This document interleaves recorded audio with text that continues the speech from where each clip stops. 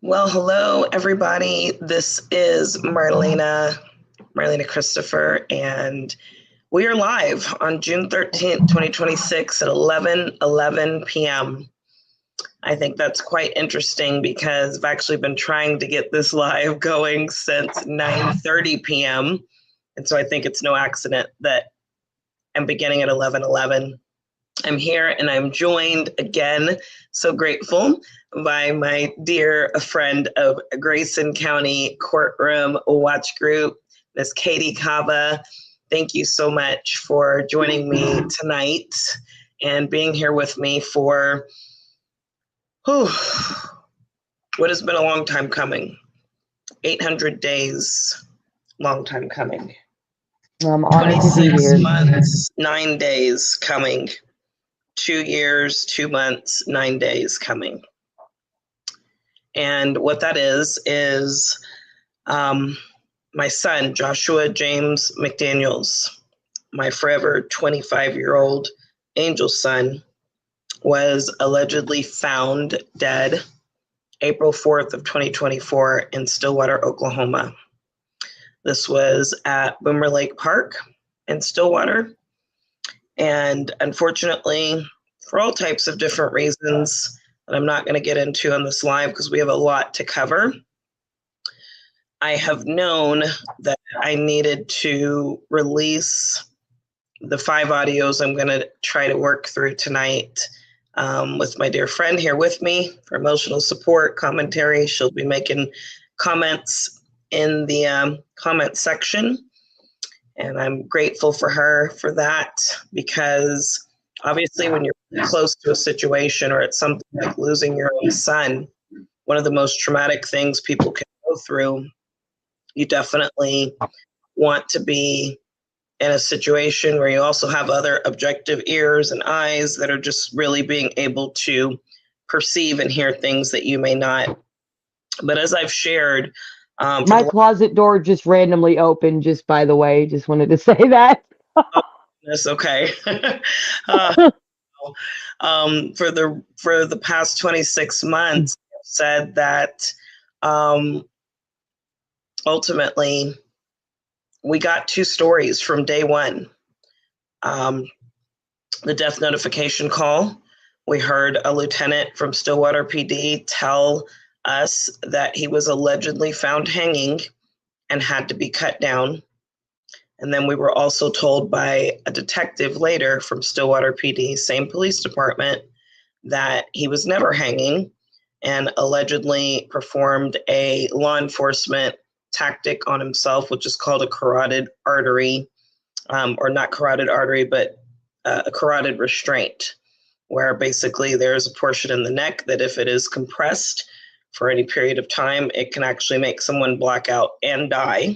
Obviously, when law enforcement does it, they're not supposed to be trying to cause death. They're supposed to be incapacitating someone immediately. And so the story has never made sense.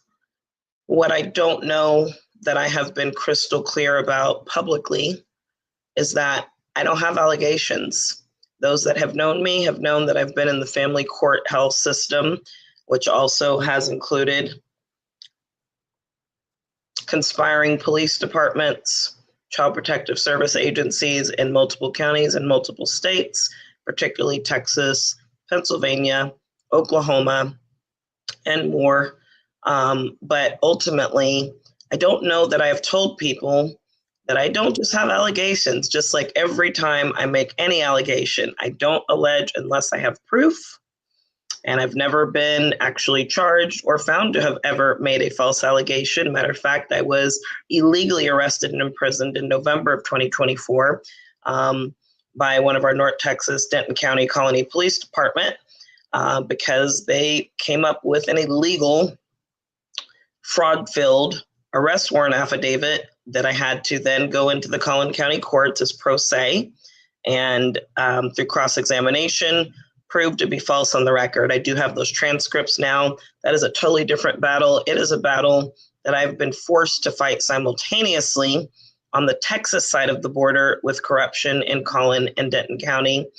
Some mix with Grayson County. So My dear friend here understands about Yes. and Oh she yeah. also has connections with Collin County. Growing up here, she said last night we were doing some coverage, going through my notes of the Carmelo Anthony trial, as I was actually in those proceedings every day, except for the day prior to his sentencing. I was outside the courtroom. And so she grew up in Collin County, also has Yep. been in Grayson County and also Oklahoma. So she Yes. has connections just as well as understanding the dynamics of the Texas Oklahoma systems that oftentimes do not work as the justice system is supposed to. So again, I really appreciate you joining me to go And through. also, I'd like to encourage court watchers everywhere. Absolutely, absolutely. Just to, encourage people to, again, continue to stand up and fight for yourselves, for your family, right? And Yes. not allow injustice to stand, because Yeah. as we've heard it said, We can't accept it. absolutely, we can't accept it. And a threat to justice anywhere is a threat to justice everywhere. So with that, Absolutely. absolutely, we're going to dive into it. We're going to play the audio, so she and I will mostly be commenting in the comment section to align with the audio. I have put this live stream out, and I think I would have to allow any new people to come in. It's 11:18 at night, so we don't really expect it. I'm not a master at this, but we're going to go ahead and go through it. The first call is about 22 minutes and 2 seconds. And I'm going on mute. Okay, great. This is the death notification call that unfortunately myself and my second oldest son endured on that day of April 4th. It's also mixed with officers at my door where I lived at the time in Atoka County, Oklahoma. And so you'll hear both of those, but that's going to be the first audio. We're going to comment, and I'm going to go ahead and share screen and get that started.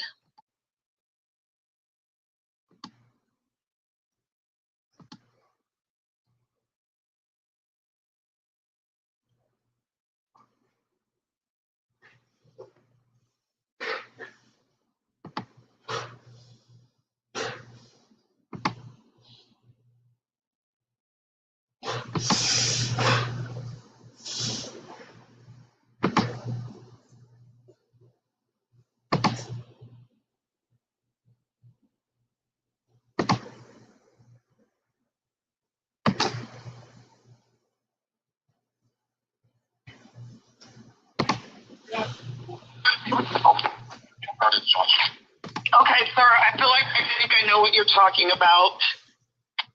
Please don't tell me bad news. I can't do it. Okay, I'm going to pause this because Katie, I don't think you can hear it yet because I don't think I've shared I hear it. I hear it. You could hear it? You could hear it okay? Yep. Okay, let me go back into the StreamYard.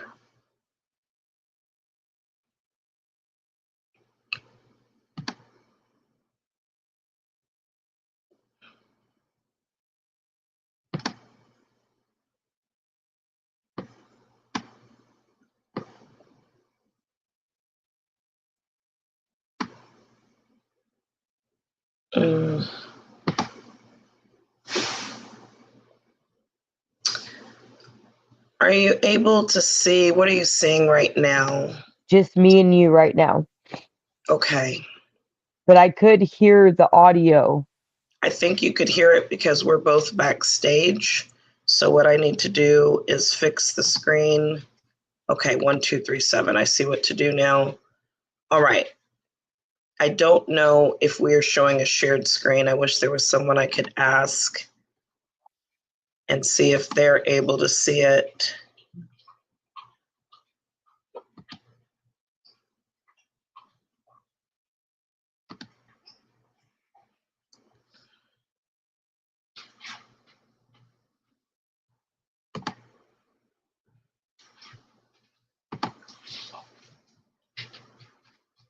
Okay, I apologize, everyone. I'm trying to get this together.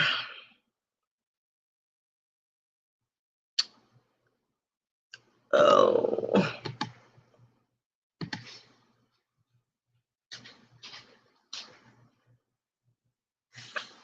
am not a master at any of these systems, unfortunately.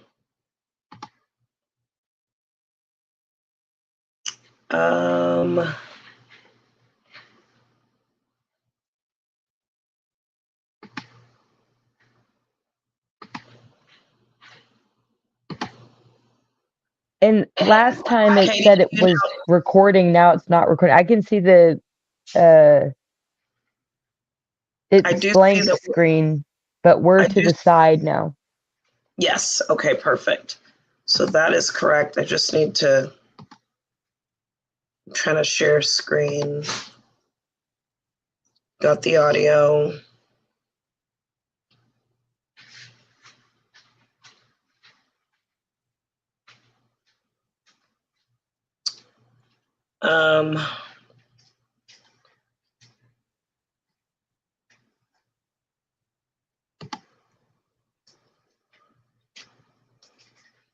I don't know how to. Okay, can you see a white screen right now? No, it's black screen. Okay. It's just me and you, and then a blank black screen. But we're off to the side, though. Think we're getting closer. Okay, I'm trying to.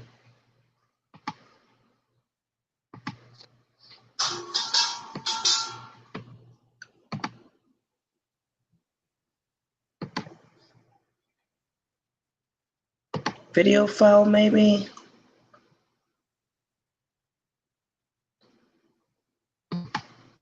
Here's what I'm going to try to do. If I go to my downloads. No, it's not showing me my downloads.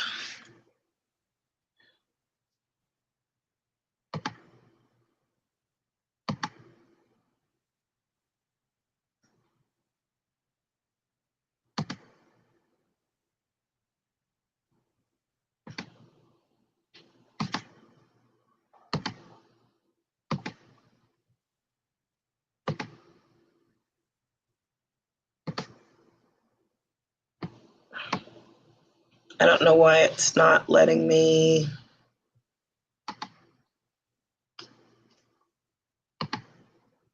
Okay. I There, think we I see it. got. Do you see it now? Yep. Okay, the only challenge is I need to figure out how to. Do you see a white screen now? Yes. It is just a white screen? No, it's your computer screen, but it's white. I mean, but I can see everything on your screen, the Okay. tabs and everything. Well, what I'm trying to do is now play the audio. Do you see a media player pop up? I see. Okay, do you hear Yeah. anything? Okay, sir, Yes. I feel like I think I know what you're talking about. Please don't tell me bad news. I can't do it.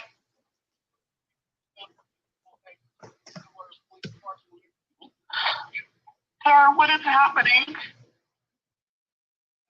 I'll get public with the number. What's the number? It's 405. Sir. Okay, what is it? What else? 372, okay? 71. Okay. Sure.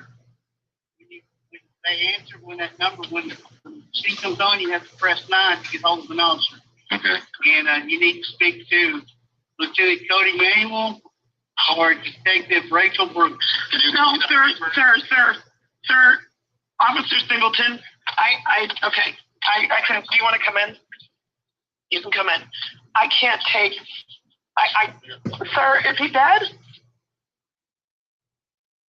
No. No. Please. No. No. Sir. This is what I could not do by myself. No. Please tell me it's not. No. I can't. No. No.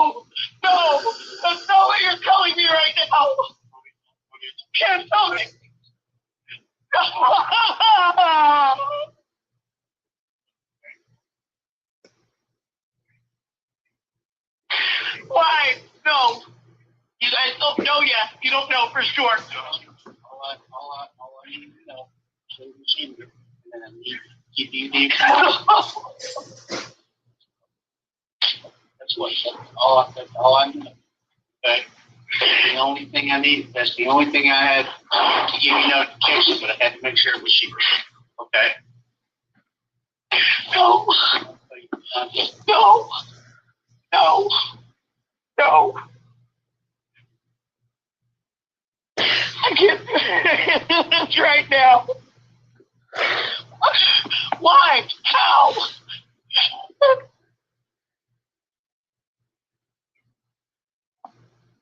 No!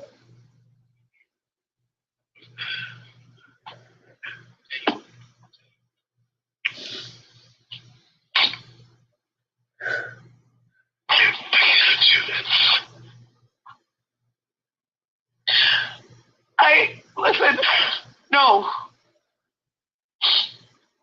This isn't happening right now.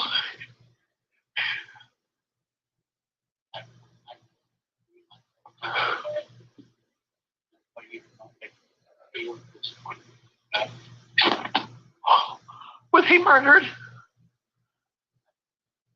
What is happening?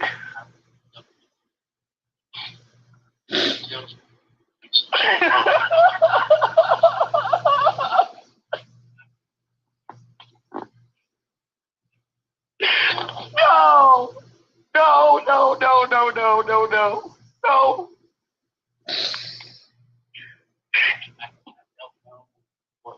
What you have going on? I have a lot going on. And that's why I was trying to tell you, it's no disrespect. I don't run from cops. We need them in society. But, like, there's a lot going on with my daughter. And then my son, my other son, I didn't even think, no, I can't. It's too much.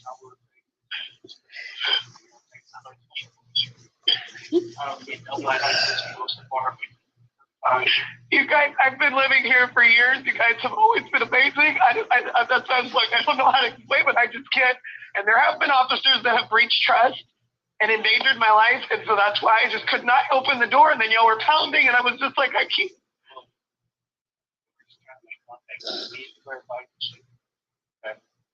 And let you know. So,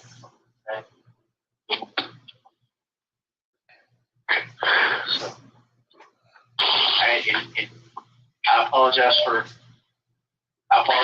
repeating this. If anything was misconstrued, you have my apologies, but I assure you, you won't find any officers here that will ever put you in danger. Okay? And I don't know, and I apologize for any bad people.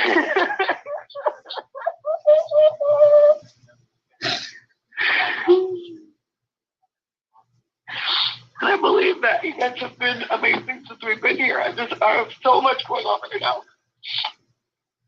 I have.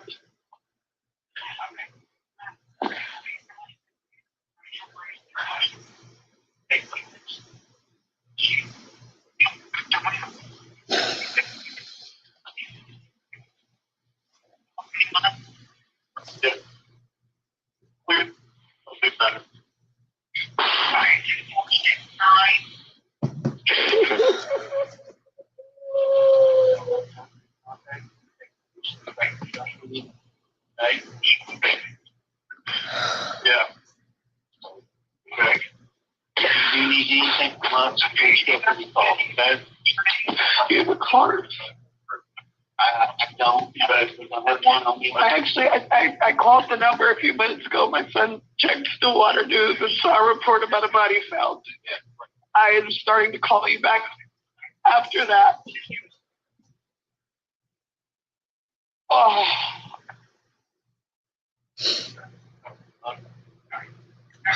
889-3250 should be forwarded to the Etoka County Sheriff's Office, and they can dispatch it at any time. Okay. Or 889-2221 is the Etoka County dispatch. I'm hearing you, but I'm not even. And you're right. I'm hearing you, but I'm not hearing you right now. I can't. I'm trying.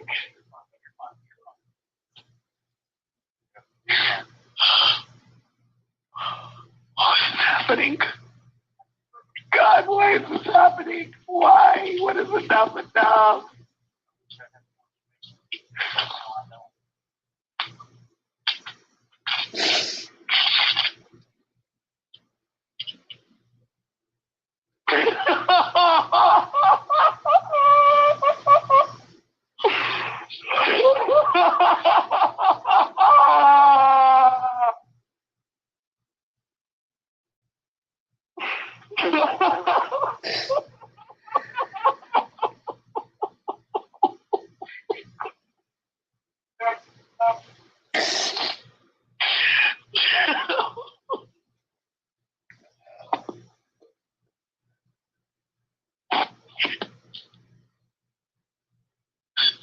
I know. I don't know that. I don't know.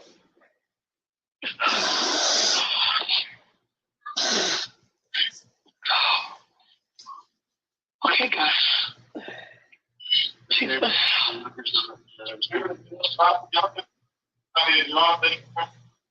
Okay. Anything. Feel free to talk, okay?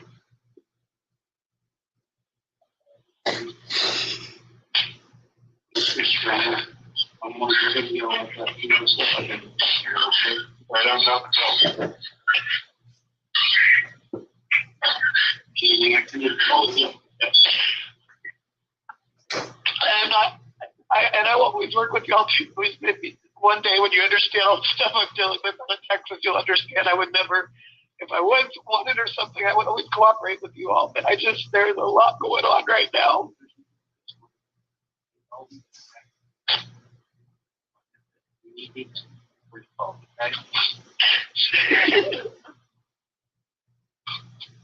Thank you.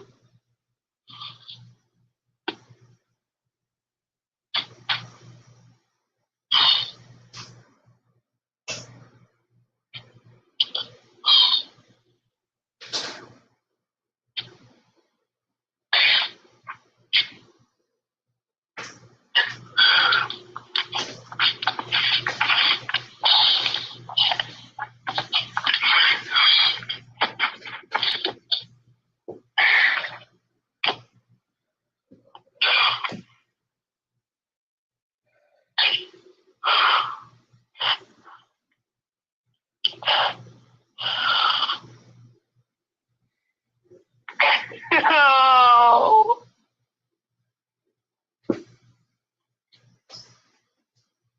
Oh.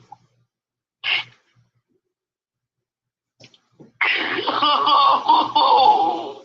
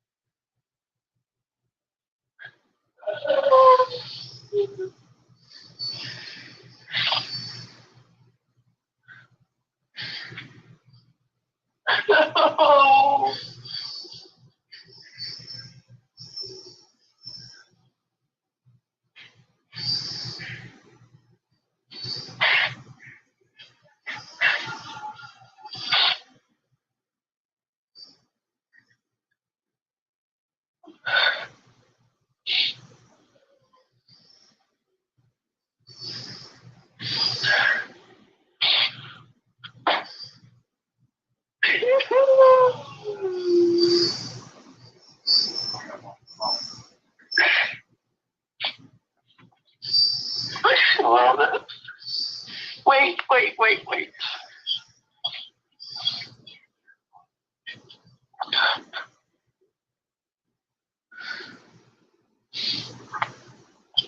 Just like just one judgment for formality in this matter. Joshua James Daniels, 7/24/98. That's right. Yeah, that's his mom. Yeah. Were you there with your brothers? Yeah. I'm not at all sure what your local police department told you whenever they came out. We had requested they come out this morning because we did find your brothers this morning.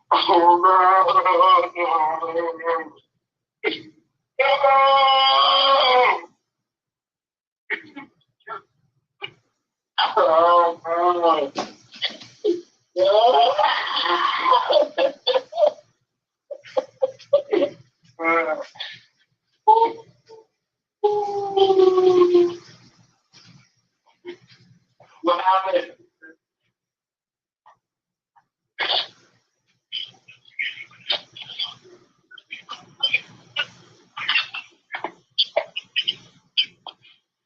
How? What do you mean? He was found hanging at a lake, Boomer Lake, which is about a half mile from his apartment complex. And there was no trauma to his body whatsoever. There was no indication that anybody had even been around.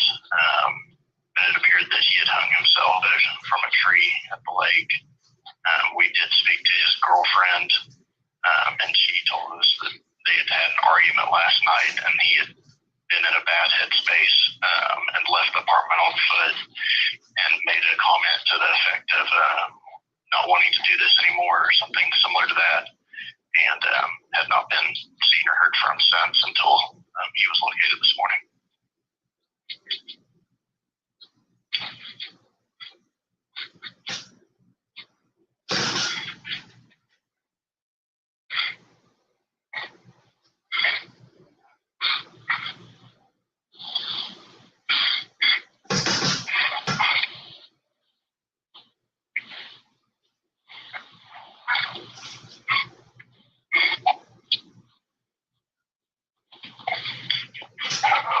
Jeremiah, are you still there? We are both trying to process. Okay, I just wanted to make sure I didn't drop the ball. I apologize.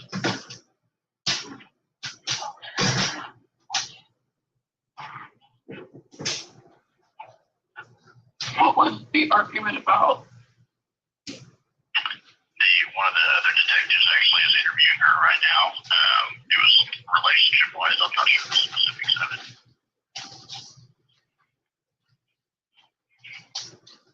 How could he hang himself from a tree? So this not uncommon, unfortunately, that we have cases similar to this where people who have hung themselves. In this particular case, I'll tell you as much detail as you would like. Sometimes people don't want to know any details about stuff. I'm happy to give you. I'm sorry. It's fine. Okay. So in this particular case, he had a jacket on that had a hood with a string through it, and it appeared that he had taken that and fastened it to a limb on this tree, and then used his hands to wrap it around the front of his neck so that it would choke him.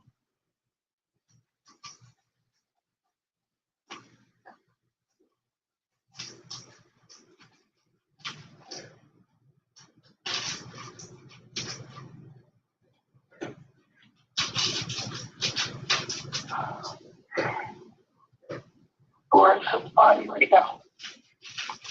The Oklahoma medical examiner helps us with investigating any non-natural deaths, and they responded and took his body to the ME's office in Oklahoma City.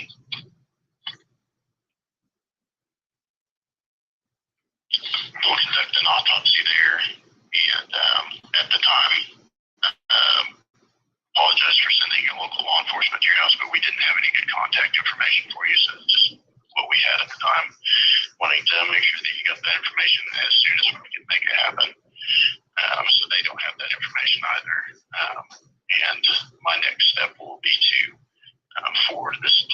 number that I have to them so that they can get in touch with you, or I can provide you their telephone number for you to get a hold of them and talk through next steps. Okay, are you Lieutenant Cody Manuel? Yes. Okay, what is your number? I'm sorry. I'm sorry, I have some trouble understanding you. What is your number? It is 405-742-8202. And if you have a pen, I'll give you the medical examiner's number as well. I'm ready. It is 405-239-7141.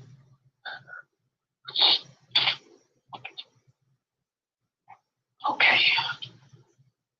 So are we supposed to call someone or they're gonna call us? I would suggest both. I'm still going to send your number to them, and just let me confirm this. Is this your phone number? Is this Jeremiah's phone number? Okay. Is that an okay number, or would you like me to give them a different number? You can give them,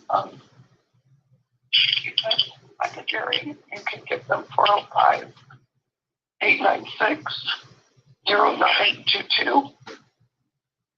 0922. Got it. I'll give both of those phone numbers to them.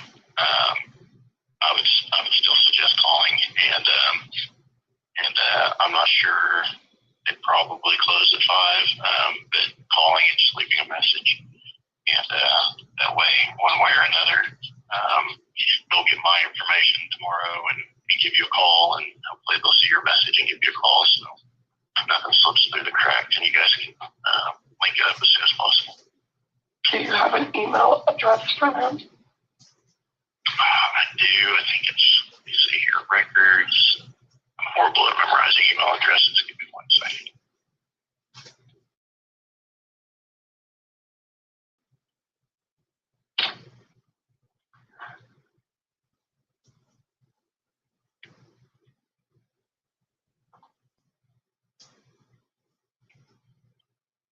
Yeah, the one I have for them is records, RECORDS, OKC, at OC, like Oklahoma City, ME, like medical examiner, .ok.gov. Records OKC at ocme.ok.gov. Yes, ma'am. Okay. All right. Is there anything else I can do for you today? Not at this time. I You may have to think things over. That's perfectly fine. You have my phone number. Get in touch with me. Officer Rachel Bruce is the primary investigator on this case. So like I said, she's talking to the girlfriend right now as we speak. But we did want to get back with you as soon as possible since our dispatch said you called in. So that's the reason I called you instead of her. But she will be in contact with you, and you guys can fire away any questions that you have for her. If there's anything that we can do to facilitate anything for you, just let us know. Okay. Again, I'm very sorry to have to give that information today. Pray for you guys. Thank you. Goodbye.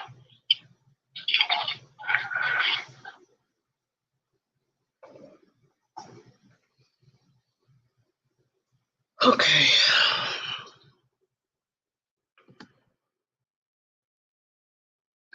I think that concludes the first audio.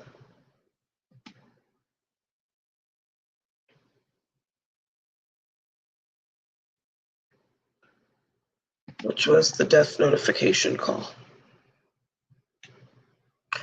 So I'm going to keep going into the next one. Hey, Katie. Looks like you're back. I can't hear you. Are you saying you need a minute? Are you able to type in the chat?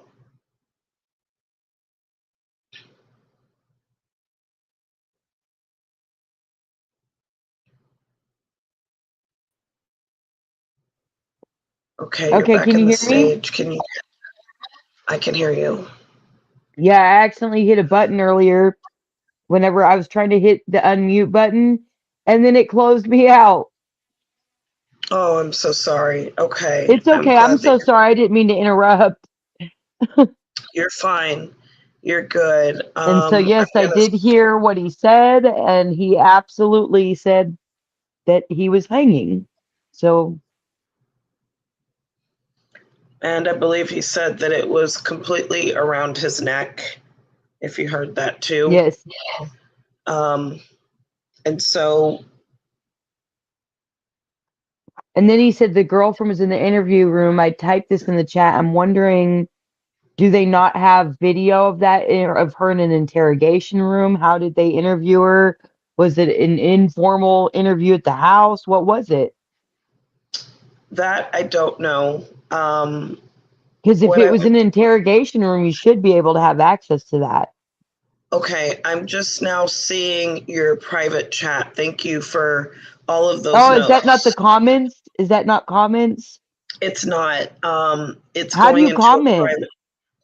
So, do you see anything that says comments at the top of your screen? Aha, there. It says join the chat with YouTube, right? It's saying connect your YouTube account to join the live chat. Ah, let me see if Do it'll you let have me a do it. YouTube account? Yes, if it disconnects me, I'm trying to log into my YouTube. If it disconnects me, I'll be right back. Hold Okay, on, sounds good. let me hit the connect button. Let me see what happens. Autofill. So while you're doing that, I'm going to read your comments that were going in the private chat. I didn't even see them. I couldn't even sit through the whole thing. I had to walk away. I'm so sorry. And I It's was okay. stress eating a little bit through that. I can only imagine. So I'm just going to read your comments while you're trying to get set up on the YouTube. I saw something, they took pics but didn't pick. Okay, that was when we were looking at the fastener at the tree, I think, because Yeah. that was like 9:54. Okay, so looks like the ones that you made from this audio was the way they told you was so cruel. Yeah, it was a really difficult situation because they had actually come to my home where I was staying in Atoka County, and they were, kind of pounding on the door. And I will go ahead and give context on what was happening during that time that I was telling them about. Was the day before I had spoken with an attorney that somehow a conflict of interest check had gotten missed. And I was actually inquiring about Plano Police Department Detective Eric Frank Dockery, who apparently, I want to say in 2018 or 2019, was found to have been a part of a Mid-Cities Highland University Park drug trafficking ring that was responsible for the death of a Fairview man. And the reason that this mattered to me was because back in 2015, when my daughter's father had been making, he had made fatal shooting threats against me pertaining to if I had tried to do supervised visits or anything unfavorable in court. The original threat of that was while I was pregnant in 2013. And then as we were moving through the court system, he made another threat to have more of an aggressive approach in 2015. Didn't have to deal with court stuff because he never followed up in the courts. But I had finally gotten to a point where I wasn't going to keep being threatened with fatal death. And I had reported it to Plano PD. Well, Eric Frank Dockery, who had been with the Plano Police Department for over 20 years, was the detective on that case. At the time, I had Texas address confidentiality, which goes to the Attorney General's office. A protective order had been issued out of Collin County, temporary ex parte protective order, that I wound up having to withdraw. Judge Roach, who just did the Carmelo Anthony trial, was also caught up in this. And I think when we talked last night, I explained that was the hearing where I had showed proof of those fatal shooting threats, where he reviewed the emails, said, sounds like a threat to me. And so I wound up having to withdraw going for that permanent protective order, because not only did Judge Roach then mark that hearing as canceled and never held. So there's no transcript and there's no record that a judge actually found and agreed with fatal shooting threats. But he kicked it back over to his then buddy judge right next to him in the 416th, which used to be Judge Chris Oldner. Judge Chris Oldner had already been hearing my custody case with my youngest son and my former spouse and ex-husband. And so what happened was, when Judge Roach did not finalize signing the order that he verbally issued in his courtroom and erased it like it never happened, it wound up going back to Chris Oldner, who was hearing my son's upcoming jury trial. Now, at the time, this was a situation where now it made me have to think, well, if I tell the truth about my daughter's father and his background, which I didn't know when I was dating him, he was homeowner working for a Fortune 500 company in IT, did not know that he also had drug involvement in terms of dealing. I was concerned that if I now went to finalize the protective order with all of the background in front of Chris Oldner, that I might be able to protect my daughter, maybe, but he had already been ruling not favorably to me, so it wasn't even guaranteed. But what could certainly happen is now that judge would have heard about the issues with my daughter's father and possibly use that to take my son. And so I withdrew my protective order and didn't move forward to make it permanent back in I think that was 2014 at that time, because of that fear that, you know, which child am I going to save? And Chris Oldner wasn't abiding by the law anyways, so I just withdrew the protective order. So it wasn't that it wasn't issued because it wasn't valid. It wasn't issued because I had to withdraw it. But Judge Roach was a part of making the initial hearing where evidence was presented disappear. So then 2015, Eric Frank Dockery from Plano Police Department, who had been there for 20 years, he was, I believe, a detective in crimes against persons. He further botched that investigation by basically calling my daughter's father and saying that she's in our city, she's living in Plano, but he never did an actual interview with me. And he botched that case and then just closed it out.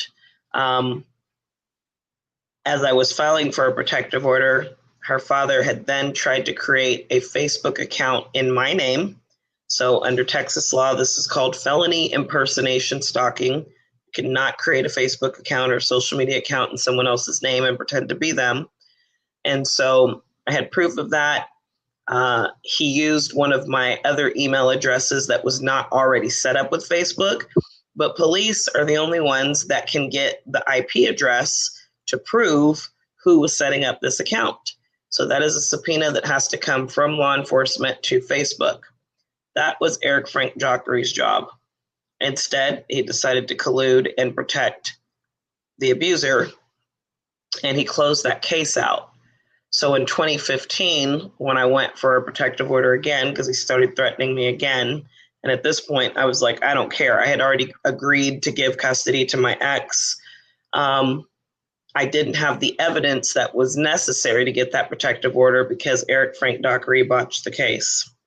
I wound up having to go underground in 2016 because of all this and the other things that happened to my daughter. So when I actually came back, I want to say in 2021, after I was able to get bogus warrants lifted and just different things to be able to be free, we actually had a situation in Collin County where a man was killed in the Collin County jail. When I finally came back, people that I met on the ground for that justice fight told me, hey, there's this case out of Plano. And I realized it's the same guy. It's the same detective that basically cost me the protection of my daughter. Fast forward to 2024, I have access to legal service, and I was inquiring about, was there anything I could do now that that particular detective is a convicted felon. I believe he got 11 years, either 8 or 11 years for being a part of that drug trafficking ring. And I was talking to them about that, and somehow the conflict of interest check was missed. That said, that call didn't end well. It's kind of a lot of, why do you want to do something 8 years later? Long story short, I felt like the next day when all of a sudden I had officers pounding on my door in Oklahoma that someone was coming after me because I had just talked about wanting to go after the situation with the officer that now is a convicted felon for being a drug trafficker that was responsible for the death of a Fairview man. And as I'm inquiring to try to address him, or at least address the fact that he botched me getting a protective order for my daughter, I thought somebody was coming to get me. There had been some kind of false allegation. So as they're trying to do a death notification for my son, I'm on the phone with attorneys absolutely saying, do not open the door, instructing me to ask, do they have a warrant? So that's what had been happening the day before my son is allegedly found dead, and the local police came to my house banging on the doors, trying to get me to open. I had told them, and it was the truth, I wasn't dressed. And so unfortunately, instead of them going away, and I would ask them, what is this about? They wouldn't tell me anything. So at some point after I'd said I'm not dressed, trying to get more information, they went to banging on my front door, then also banging on my back door. So I was inside the house feeling like I was under siege. I didn't know what was going on. And so I didn't want to open the door, obviously. I don't blame you. Yeah, I had actually gone live on Facebook at the time. That was my old Marlena Christopher account that I lost access to, I want to say in December of 2024. I had gone live to say, I'm in my house. I don't know what's happening. I think this is related to my daughter. This is what I just exposed to an attorney the day before. And when my son came, he did the search that he was talking about in the audio of checking to see, hey, is there anything going on in Allen, Texas, which is where my youngest son, who's now 21, lived? Is there anything going on in Stillwater, Oklahoma? Because that was the only one of the brothers, because I have 4 sons, we couldn't get a hold of.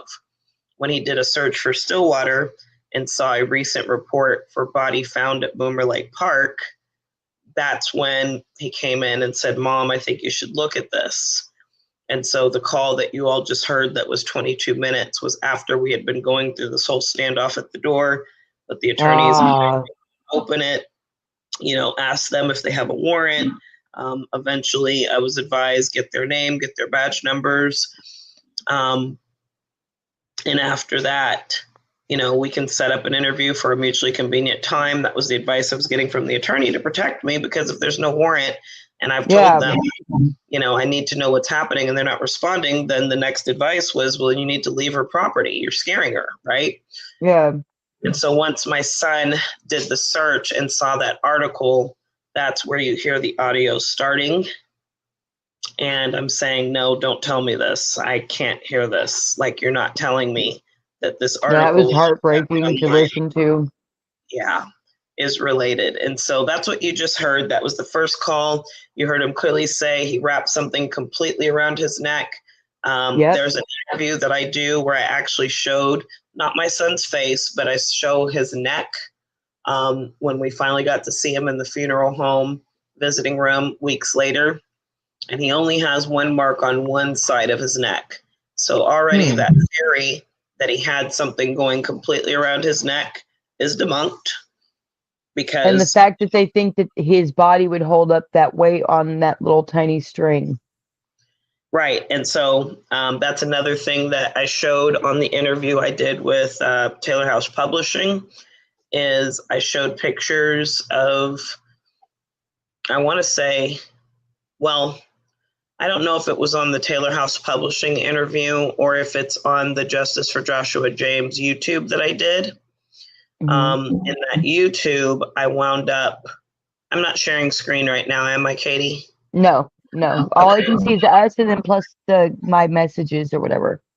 Okay, perfect. I'm seeing a message really quickly, someone that was going to possibly join the stream. Okay. So, 1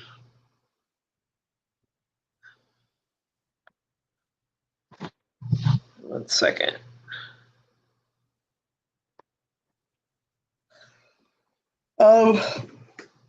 So anyways,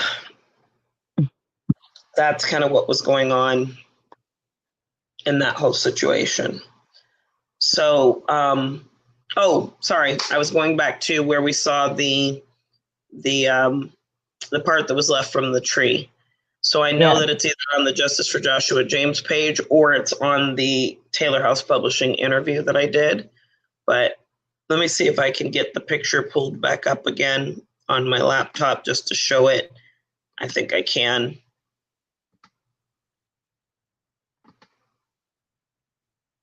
I know one of the videos, let me see if I can go to his Justice for Joshua James page. Y'all, this is a jacket that the strings on his jacket are not even enough to tie a shoe, let alone while he's in the jacket, wrap it completely around his neck and around the tree. It's not physically possible. And so I And you said they were very short, right? very the short string. strings. Yeah, so what I'm going to try to do really quickly is the other thing. So they have plastic, obviously very flimsy plastic tighteners on the edge of the jacket, where you take a jacket that's a string and then it kind of tightens. Y'all, they did such a great investigation at the tree that my son was allegedly found at that they left one of the plastic tighteners on the ground. So you're going to hear more audio in a minute, but let me go ahead and just share the screen where there is a picture. I'm going to share the entire screen. And I'm going to go ahead and show that picture really quickly. Can you all see the screen? Can you see the screen, Katie? Yes. So, y'all, if you can imagine this little plastic tightener allegedly holding up a man's body, my son was 25, to hang on a tree, probably did not happen. But all we knew was when we went to the tree that they said his body was at, we looked around carefully, we looked down, and we didn't know that there was anything about what he was wearing. They didn't give us that information. We just happened to see it, and we thought, you know what, we should pick that up. So my son had a paper towel in his pocket. He used the paper towel to touch the tightener and put it in the paper towel, so we never put fingerprints on it, and we took it from the scene. 2 weeks later, sure enough, when we actually got to the funeral home where he'd been transferred in Texas and they gave us a bag of his clothing, we saw absolutely that was the other tightener on his jacket. So again, the whole theory of he used strings that were not even enough to go around his neck. The tightener obviously broke. Yeah. And the police did an investigation around the tree, but left the tightener from his clothes. That's how thorough they were out there in Stillwater. And you said no autopsy. Did they do? They did an autopsy before, correct? Right? That was the first. No autopsy whatsoever. So Never. if you notice, nothing. So as you notice in this audio, he talks about how protocol. He mentions he's being taken to Oklahoma City to get an autopsy. I don't know if you remember hearing that in the audio. They did not do an autopsy. That is insane, because they do that for any suspicious deaths. That and under Oklahoma law, unattended deaths, especially of a 25-year-old, are supposed to have an autopsy. Can't you file a lawsuit or something? Well, I'm not really totally positive. I don't want to get into that. I don't want to ruin anything if I'm. We'll just skip over that topic. So yes, but definitely I do believe his rights were violated in that regard by him not getting a state mandated autopsy. And again, why were they so quick and to rush your rights too? And absolutely, and determine no foul play. So that is how can they determine no foul play without an autopsy? It's impossible. Right. Impossible. So and then they would need to determine if he had any alcohol or drugs in his system. This is insane that they didn't do anything. Well, they did do a toxicology. They did do alleged X-ray, and then there was something else. Toxicology, X-ray, and I want to say some type of visual exam or something. So they did 3 things, but it was not an autopsy. They are mandated to do Like an they autopsy. didn't cut open his chest or anything? They did not do an autopsy. The other thing that is a substantial problem is when they did whatever little surface level medical examiner, okay, hurry up, bag him, tag him, get him out of here, mom come pick him up. 24 hours later, they said the case was closed, he's bagged, he's tagged, come get him. Is he actually had dots in his head that looked like taser marks. Yeah, I And remember seeing those that. were not even documented on the medical examiner report that did document any type of visible marks, bruises, intentions. Somehow they left out the holes in his head. And they also left out his swollen lip. And they also left out what looked like his bruised nose. And so none of those notes are in the report. So that's a problem. Oh yeah, big time. So,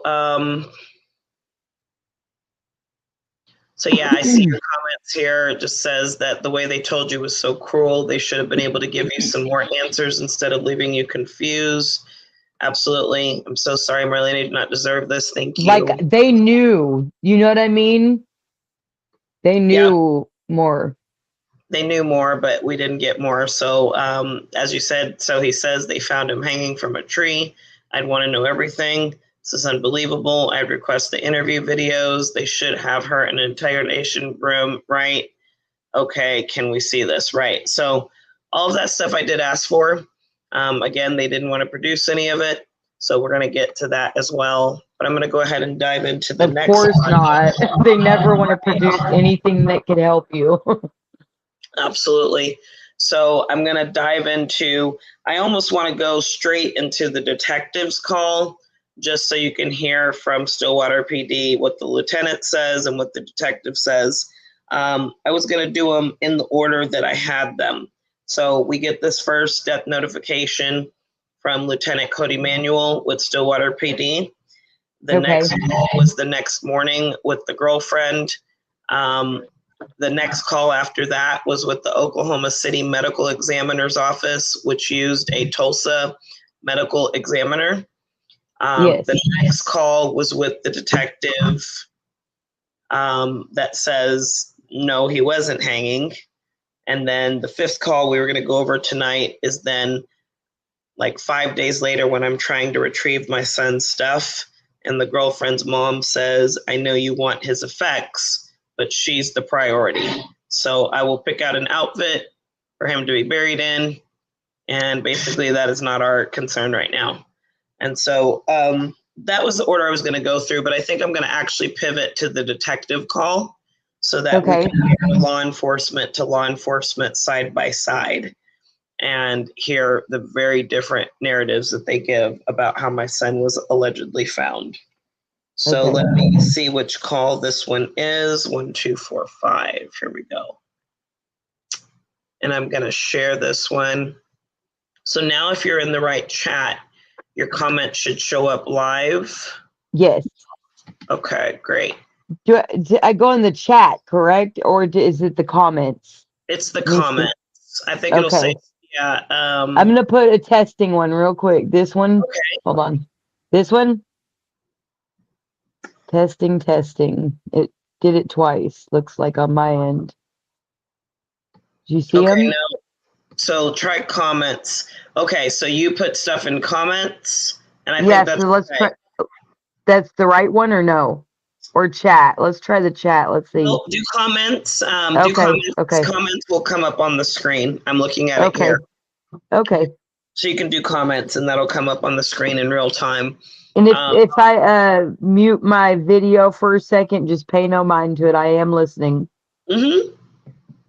No problem. Let me go ahead and find the second law enforcement audio.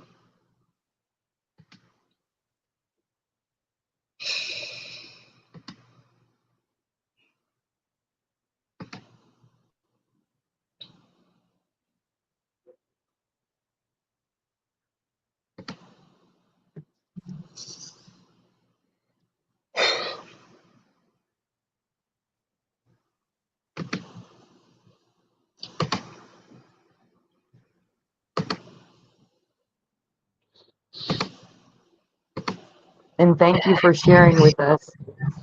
Oh, absolutely. Thank you for being here to do this with me, because this was not, again, it's taken a lot for me to get to this point. But I'm I at a understand. place where this is what I need to do now. Am I screen sharing? Not yet. Okay, good.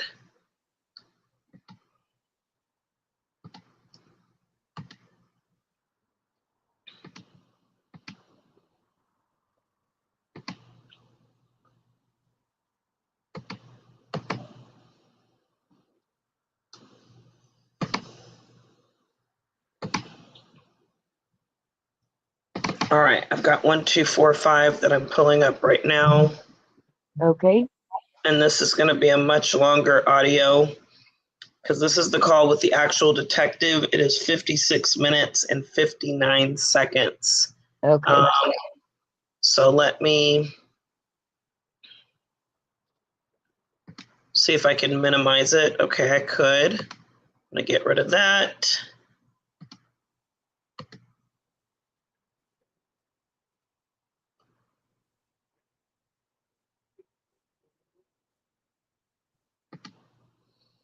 All right.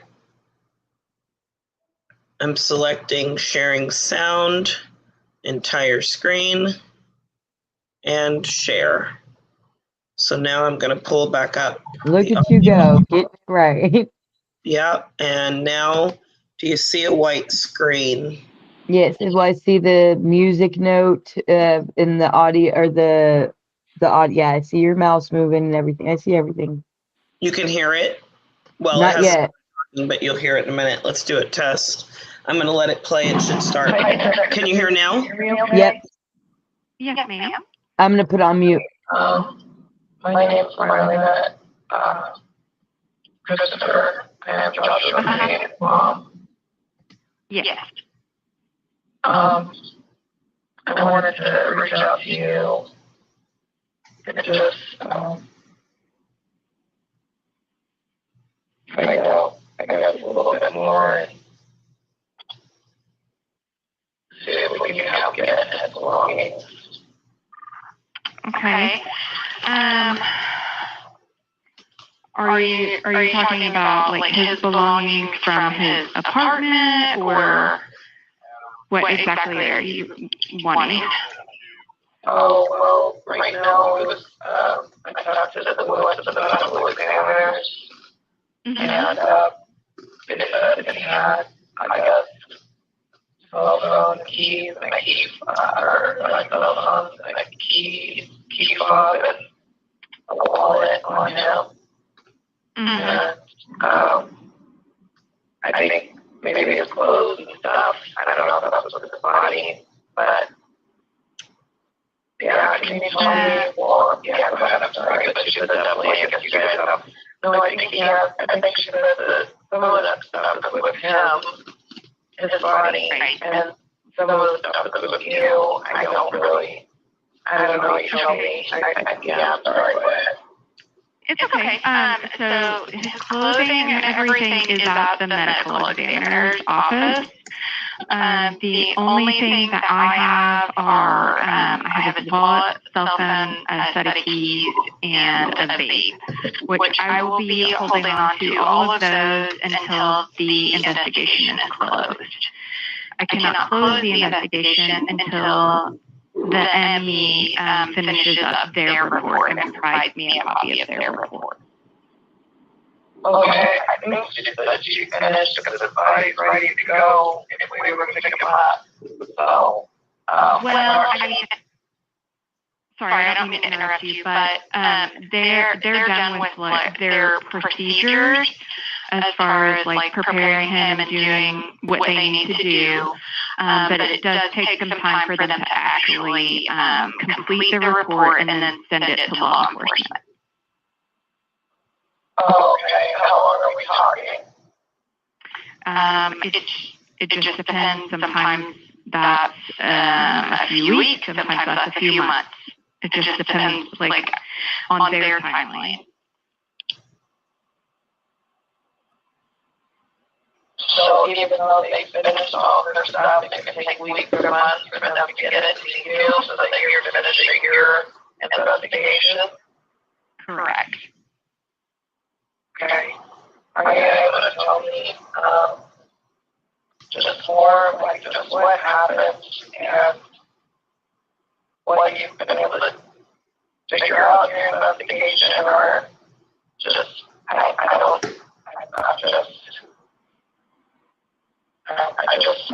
understand. Yeah. Okay. So just based off of the conversation that I had with my lieutenant, whose name is Cody Manuel, he said that he spoke with you last night. Yeah, but we were, like, he said very limited information about supposedly I guess he was hanging from a tree, but then I don't, I mean, you gotta hopefully understand. Like, a lot of us, we're just still in shock and trying to process. So, if you can just share whatever, because I think the detectives Yeah. that talked to Kelsey. I'm sorry. What about Kelsey? So I think there's a detective that talked to Kelsey, and maybe, I don't know if you're doing the other parts of the investigation or if he's doing that. But I'll be honest, there's no manual for this, I wasn't expecting this, and I just kind of in and out a little bit, so I'm just trying to process, figure out a little bit more. Yeah, thanks. Okay, so basically, what from talking to Kelsey, they had a tough conversation the night before, and they had decided, or she had decided she didn't want to continue to pursue a relationship with him anymore. It was, obviously not something that he wanted to hear, but she didn't think that there was going to be anything like this happen. And so he walked out of the apartment, and she thought he had gone down to the car to just think, or I guess he did that pretty regularly, and then at some point he stopped responding to her messages, and so she thought he was just at a friend's house or something like that, and so obviously he never came home. I believe, based off the investigation, that he walked to a lake that's by their apartment, and it's a lake that he went to pretty frequently. It was somewhere that he liked to go and thought it was, really peaceful, beautiful. And then as far as how he actually died, I will share with you whatever you're comfortable hearing. But you're just going to have to kind of guide me on how much information you want about that. I mean, what's I don't want any information at the same time. I have to defer each measure.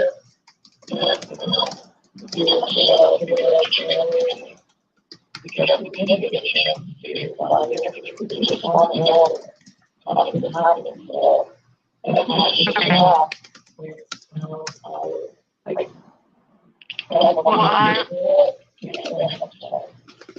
I'll tell you that, there's nothing there's nothing outwardly wrong with his body. What happened was not violent in any way. It was a very, I don't think there was any suffering in what happened. Basically, he just was able to cut off the blood supply in his neck, which caused him to pass out and then eventually pass away.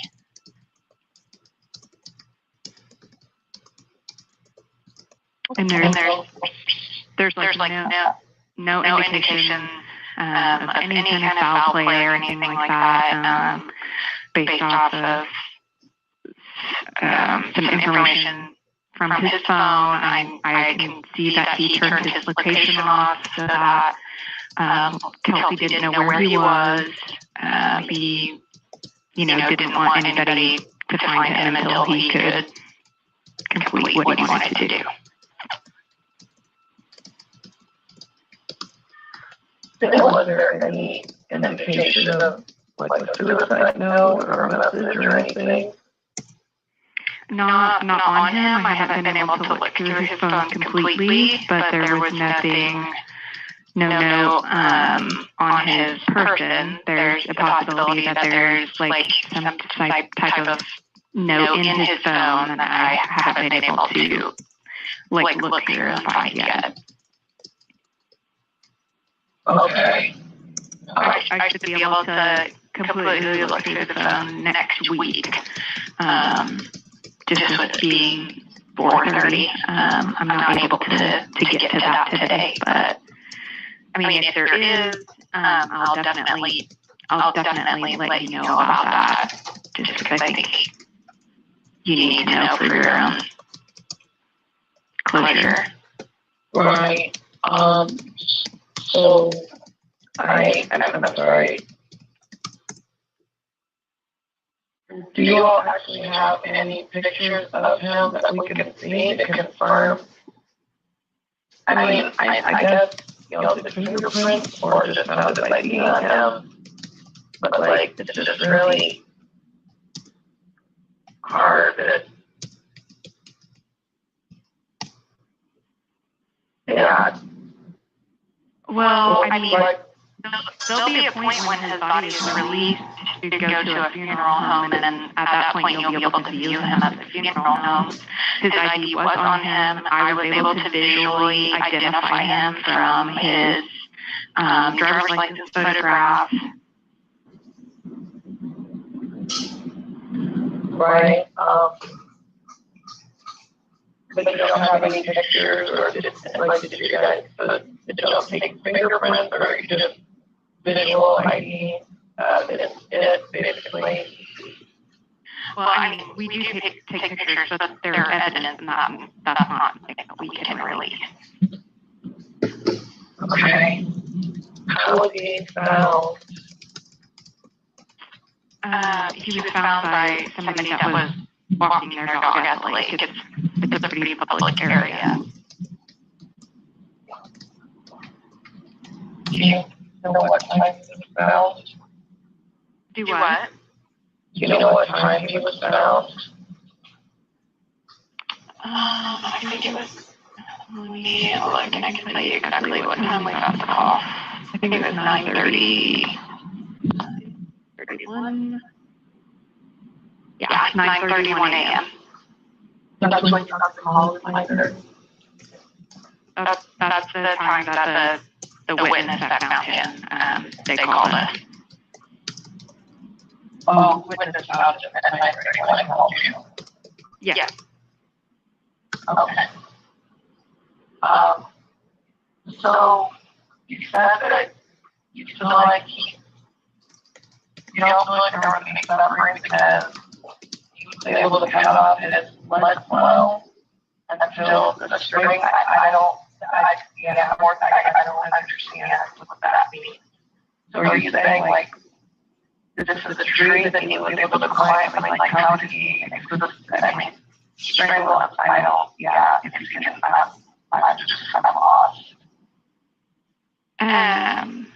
So he was wearing a jacket, and what he did is the jacket had a hood, and there were strings on the hood, and he took the strings and tied them over one of the tree branches, so his feet were on the ground, but it applied pressure to his carotid arteries on both sides, because the strings are on both sides, and he was able to occlude the blood flow to his brain, which caused him to pass out.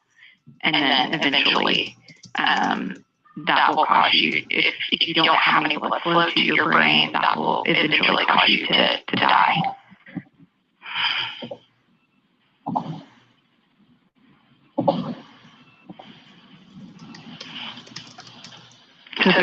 there's no like physical trauma on his body. You know, like sometimes when somebody says hanging, you think of them like falling from a higher place and, you know, not having their feet on the ground. This was not like that.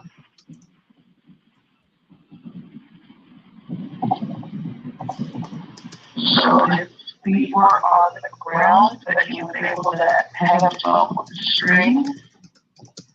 Yeah, I mean, anytime you apply pressure to your neck, to your carotid artery, that will cause you to pass out and lose consciousness. So he didn't like snap his neck. He wasn't saying No. he just took the strings and maybe like, I don't know, how did he apply pressure to his artery? Well, it was tied over a branch, and so it was enough pressure on his neck to be able to stop the blood flow.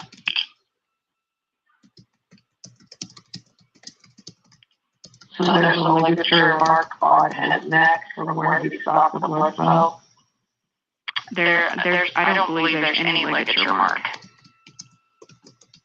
Because it's not a situation where there necessarily has to be any type of mark for you to stop the blood flow to your brain.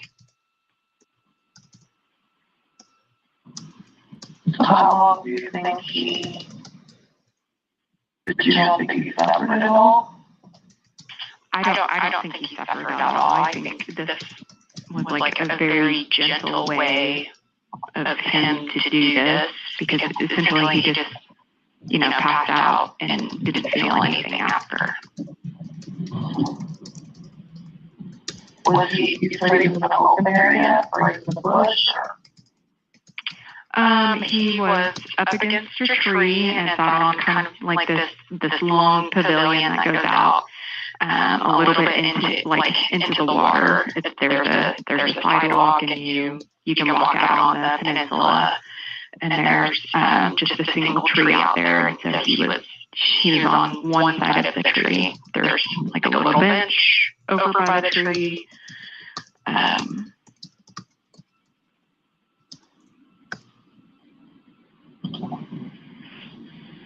So he was over the water on the peninsula by the single tree. He wasn't over the water. This peninsula is like concrete, and it's got, you can walk out on it. But it's not up in the air or over the water. It's just kind of jumps out into the water. Sorry, I'm not from the water. It's okay. I mean, if you wanted to look it up on like Google Maps or something, it's you would be able to see it that way. Okay. Is there any other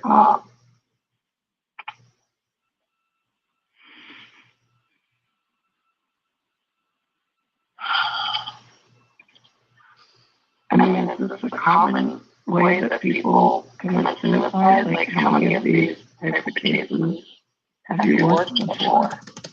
I just haven't heard anything like this. This is the first one I've worked with, like using the coat strings, like the hood strings.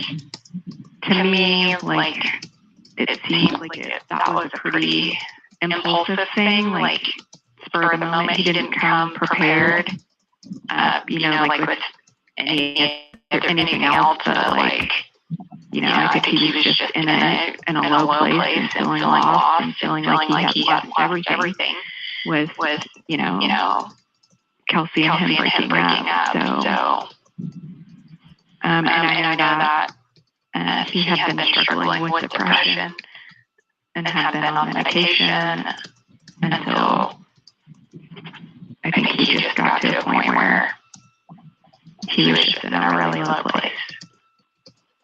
So you've already gotten all of his medical records about his depression and everything? I have information about what medications he was taking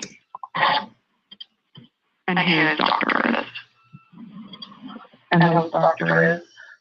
Mm-hmm. Do you all, in the investigation, did you get any further records about that or no? I mean, at this point, I don't know that there's a need to, because it's everything from the scene to talking to Kelsey. Everything indicates that he did this to himself, and so there's not really a need to, unless the enemy's office contacts me and says, hey, there's a problem here. You know, he had some injury that I couldn't see, and, you know, we think that something else happened to him, but I mean, at this point, I just don't think that's the case, based on everything that I know. But the reason that we do an investigation like this, and, you know, I do talk to Kelsey and do, you know, and looking through his phone, is to just make sure that this is what happened and not something else. Right, so when you look through his phone, the last activity, like he didn't have any other, what was his last text messages, any phone calls? I can't tell you that right now because I haven't looked through all of it.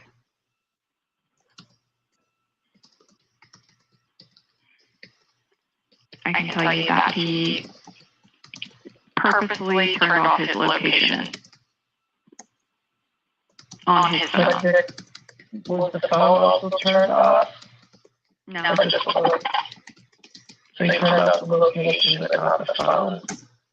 Right. So, like, him and Kelsey shared their locations with each other, and they also had like 360. And he disabled the like 360 and then turned off his location on his phone. Okay. And like he did that so that she would not know where he was.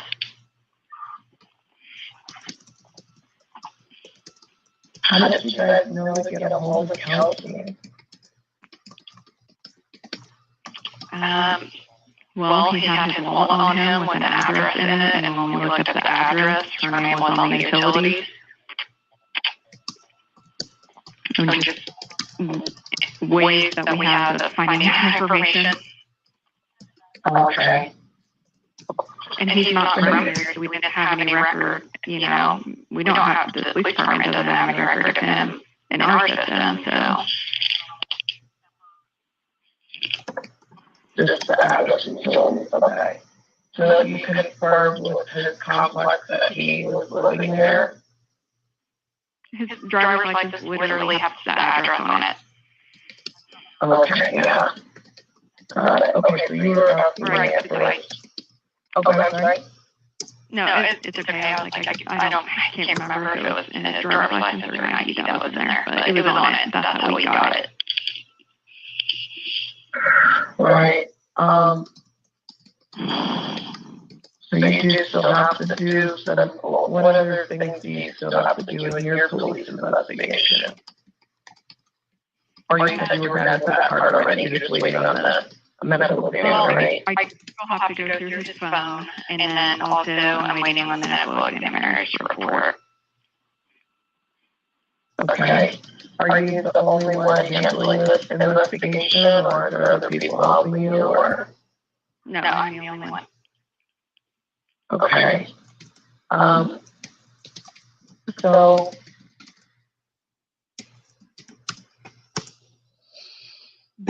Are you aware that they have cameras in their house? Yeah. I also have the videos of him coming and going from that night. And he has an application on his phone that also has the videos, so. Right.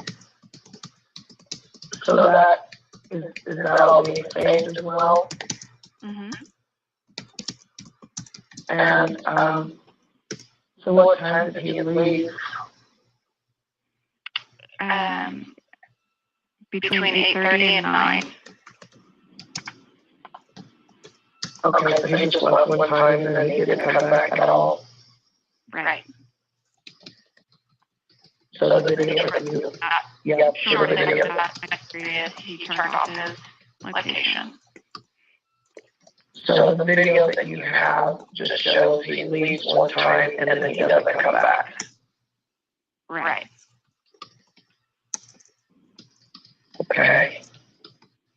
But Kelsey's also provided me with some screenshots and stuff, so I know the exact time that he turned off his location. Because it says on her side, since they share, it says no longer sharing location information with you as of this time and date. Okay, but you have all camera video, like surrounding when he left, Mm-hmm. and the fact that he never came back. Like, how much video were you able to save? Well, right now it's all stored in video clips on his phone, so I have everything. But Kelsey also provided me with the videos that she sent to me from her phone, because she has the camera app too. So how long does that stay active before it loops? So are you able to save that? Well, through settings on his phone, how we preserve things when we have a phone, it's on there indefinitely. Nobody can erase it. I have access to it. Okay, so it can't go away. Right. You mentioned like getting his stuff from his apartment. Is that something that y'all normally facilitate for next of kin in situations like this? No, we don't have anything to do with that. That's a completely like civil process. That'll just have to be you and Kelsey and his dad or whoever wants to try to manage that. Which I don't anticipate any issues. Oh yeah, no. I talked to her. We spoke, and Okay. she's pretty shut up. I mean, they've been dating since 2001, so I mean, we're pretty connected and able to talk to each other. And she comes to the house for holidays and stuff with them. So I talked to her, and she's pretty, shaken up by them. So it just spent time with him. And he's in a positive place. I mean, and then things are hard. He's working. I think he told me, he's working at the school and working for Amazon and working for, I think he also did like DoorDash and Grubhub. And then I started doing events. I think he said they were at like the college, maybe like weekend sports events. So he was working, and she had actually gone to an event with him recently. And so, and then he was working like 4 or 5 jobs. And honestly, when he told me yesterday they had an argument, I already knew it was about money because he had mentioned how that was a stressor, but just saying that, priorities are different in different families, right? And that's the most important thing. So that's family time, so that's money. Just recognizing that that's a different, priority for him, but just really also really wanted to be, with family more. Right, and after he was getting ready to stay, and just went on a trip with me and his younger brother really loves, and it's really just hard to process that, as much as he was finally realizing, yeah, she may not be the most thrilled about everything not being on a tight money schedule.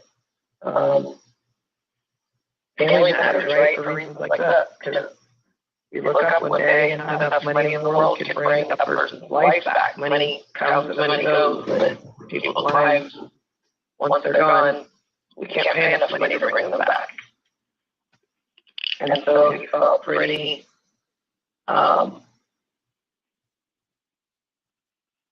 okay with the fact that, you know, that's kind of a difference. And again, he's going to continue to still work to do the best that he can. Mm-hmm.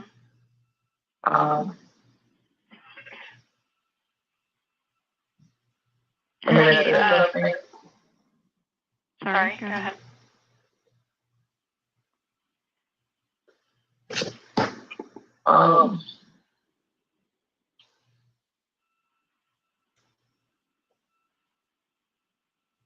So yeah, it's just very.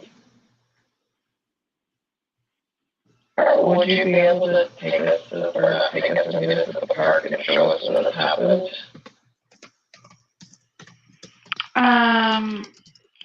Are you planning on coming to? I mean, I don't have a problem doing that. I'll just need to make sure that I'm available to do that.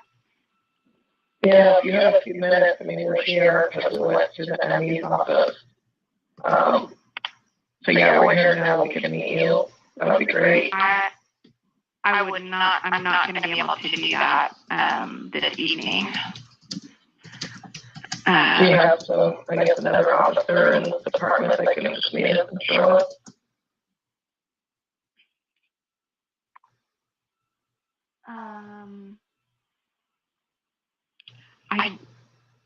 I don't know if I can do that.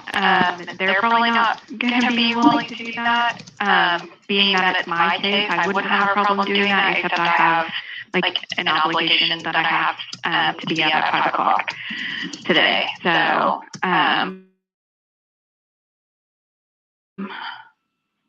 can tell you where it's at, and it should be fairly easy to find. Okay. Okay. Do you have like a picture you that we can maybe get from you so that we know exactly where we're going? Yes. Okay. Is it okay if you come and get like a picture so that way we know where we're going? I don't know if I mean, do you still have crime scene tape up, or is it open to the public? No, it's open to the public now. So maybe if we wanted to, we love flowers there, memorial or anything like that, or can't do that in the public park. And I think we wanted to put anything up there that's not like permanent anywhere. It doesn't damage any of the. Doesn't damage anything. So if you wanted to bring flowers or some kind of thing, I think you could do that. I don't know. Well, yeah, no, I definitely don't want to keep you. So yeah, if you have just even just a picture of where, so that we can go and just spend our time and just see. I really appreciate that. Do you have like an email I can send it to? Sure. Okay. That's just going to be the best way for me to take a picture and send it, because I don't have like a department cell phone or anything like that.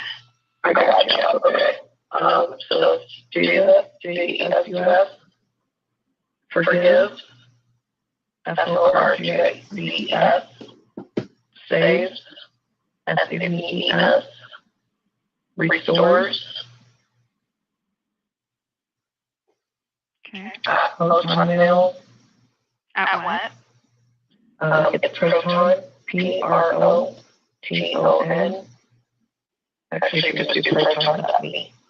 It's a shorter version of it. Okay, so Jesus forgives, saves, restores at proton.me. Yes.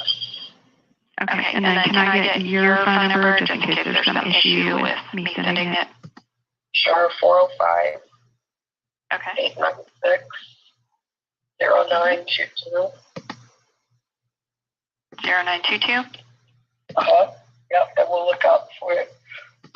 We're here, so we can go over there now, and I can even confirm that I've gotten it here just a little bit.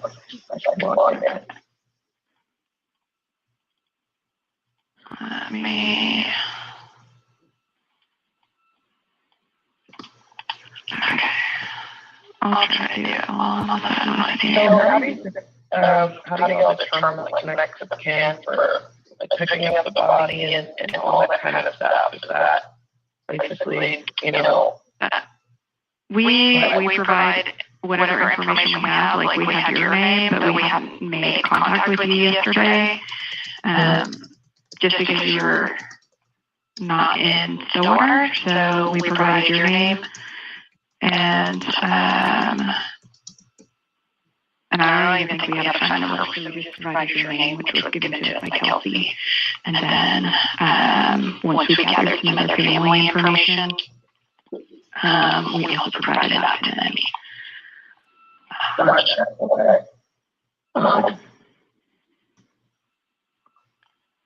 So you don't have any other listed family that next of kin that we would engage with at this point, right? At Webb?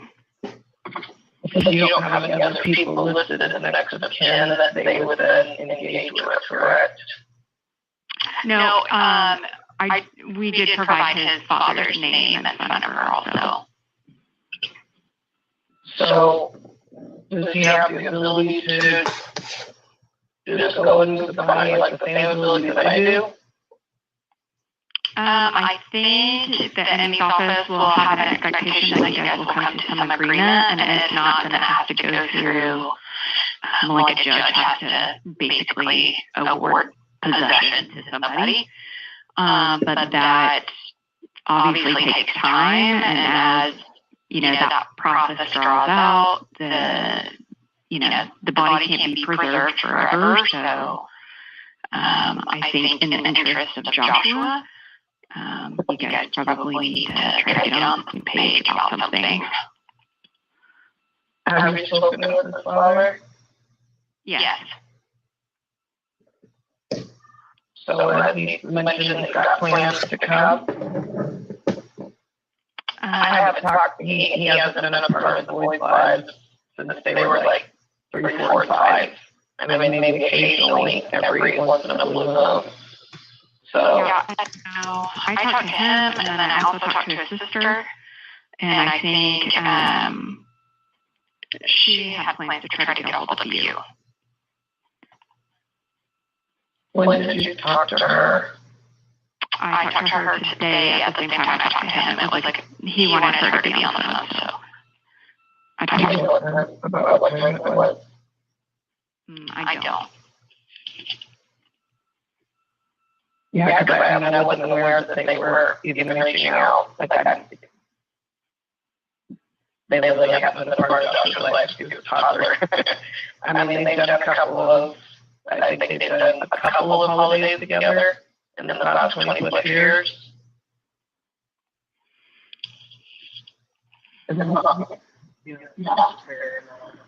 I know.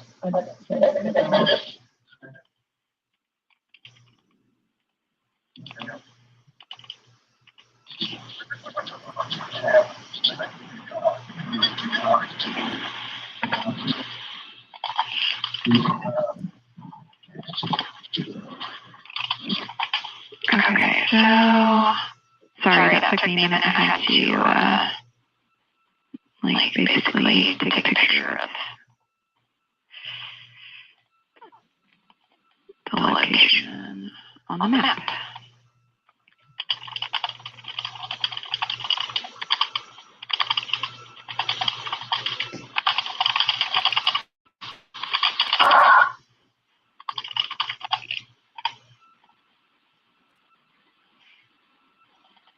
Okay. I just sent it, so let me know if you get it.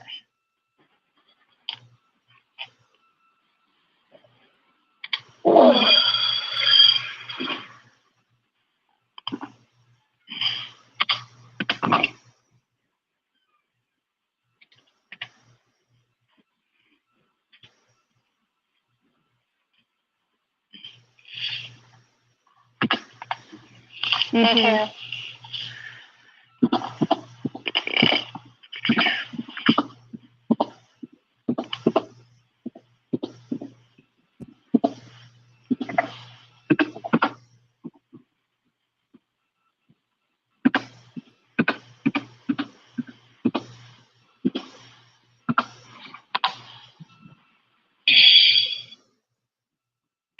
And so where it's at, you'll have to you'll have to drive to the lake on the west side and park and then walk up to this location. You can't drive to it, but it's not too far.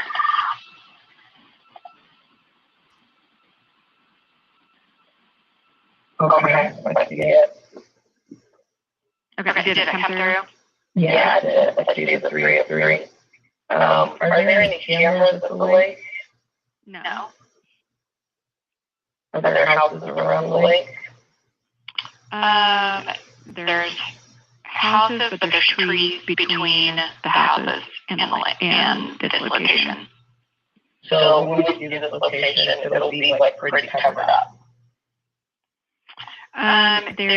There's like a tree line on the west side of the lake, and this is actually the peninsula goes, I don't know, like a third of the way out into the lake. So there's no possible camera coverage from any houses. Okay. All right. Well, if I have any other questions, can I email you at this email address? Yeah, that's fine. Okay. And then if there are another, so it's just you working by yourself, no other supervisors or detectives or anything? That's correct. Okay. Yeah, I'll be your point of contact for anything related to the investigation. Okay, so the one that we talked to yesterday, he was... That's Lieutenant Manuel. He's my lieutenant, and basically the only reason that he talked to you is because I was in the middle of the interview with Kelsey, and I wanted someone from our agency to be able to talk to you and answer questions. I really appreciate that. When the investigation is complete,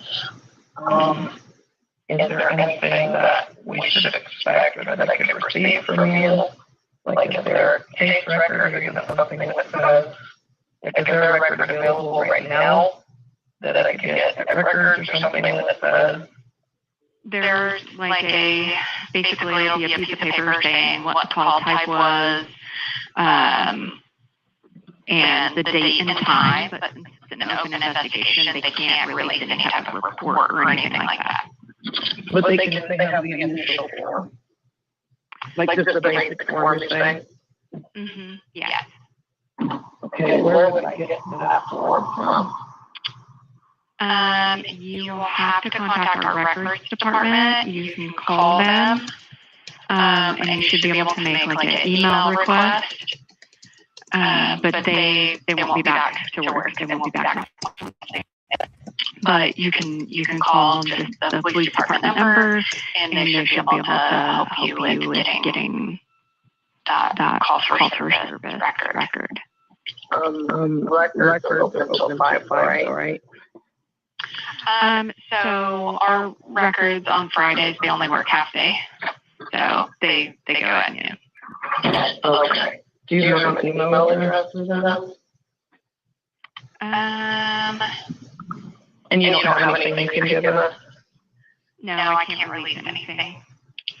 Like that one sheet that you're talking about? That has to come from our records department, yes. Okay. Can you just email me their information to do that records request? I am not. I think I'm trying to find out. I think it's just records.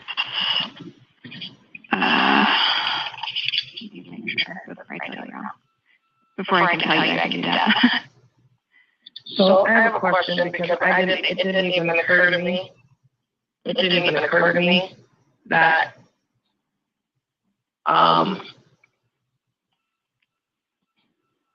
like, I didn't even know that they were making phone calls and that they were also contacted as next of kin. Mm-hmm. So if there's a concern, I think it came to me they were thinking about cremation, which again, I don't. Okay. So I mean, I'll reach out to them and talk to them, but if there was a issue with concerns that they might do something, I would file to let them know I'm opposing that. That would be through the ME's office, and then you guys would, like I said, you would have to have that hearing where a judge would rule who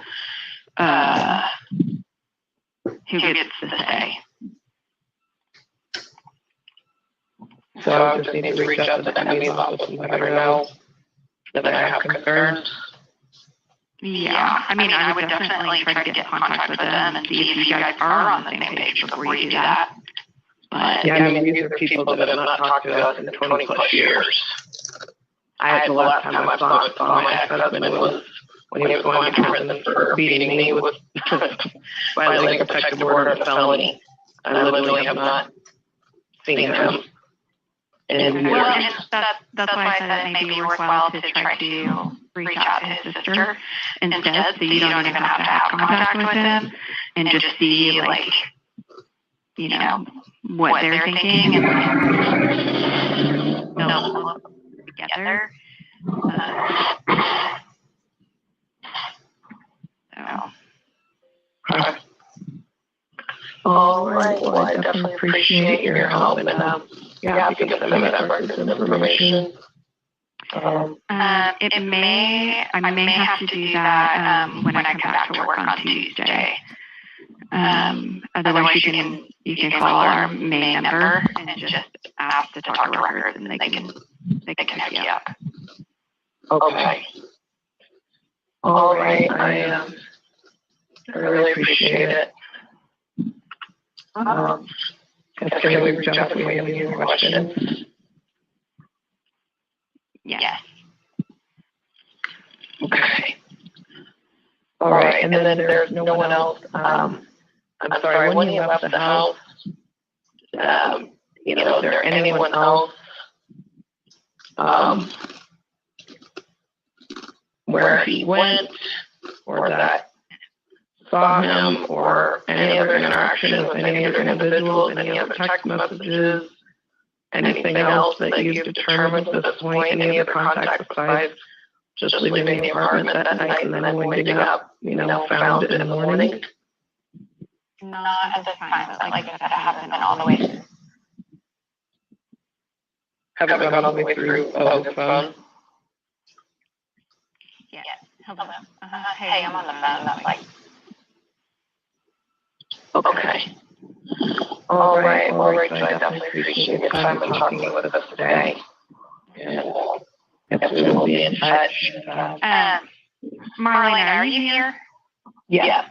Somebody here? Yes. Okay. All right. Were you needing something like right now? Oh, no, we just, like I said, we were here in Stillwater, so when you mentioned records, I looked at and I saw 457, and I was like, oh, okay. Maybe we can go in for 45. And so when we made it to the door, his brother is the one that's inside right now. Okay. Okay, and my dispatch is telling me that he's wanting to get, I guess, Joshua's property, which can't happen today. Oh, I didn't know he was walking in and asking for that. Okay. Yeah. I mean, this is I don't have any control over, that's what I'm saying, other people all of a sudden intervening and doing stuff I don't even know they're doing. So he's asking for Joshua's property. I didn't know he was asking for Joshua's property. She said, No. You guys are here, and that's what my dispatch is saying. No, yeah, we're standing outside the police department. One of my sons has gone into the police department, so if dispatch is talking to anyone, Yeah, I'm not with him right now, so I don't know what he's asking for. When we went, Okay. like I said, I was talking to you, you said records, and I looked down, it was 4:57, and I was like, oh, that normally closes at 5, let's walk to the door, so we all got up to walk. And then the door was locked, so I basically walked away, but again, you know, he's got other families, I didn't even know he was gonna ask for his belongings. So I guess if he's made contact with someone, he's asking, I mean, that's Joshua's brother, he's 28 years old, so I don't have any control over what he's doing. So, I guess we didn't get here together. I guess, like, again, the family that hasn't been around calling you all of a sudden. But in death, that tends to bring that up, so. Okay, is he still in the lobby? I have no idea. I'm back in the car. Where's your brother? I guess he's inside. Okay, I'll step down and talk to him, but, Okay. I'll just let him know that I've talked to you and we're on the same page about what's gonna happen and you can fill him in on what we've talked about. Sure. Okay. No worries. Thank you so much. And I'll kind of keep wondering if I really said that. Make sure he knows. Yeah. I'll meet you in the lobby. Thank you. I appreciate it. All right, bye. Bye.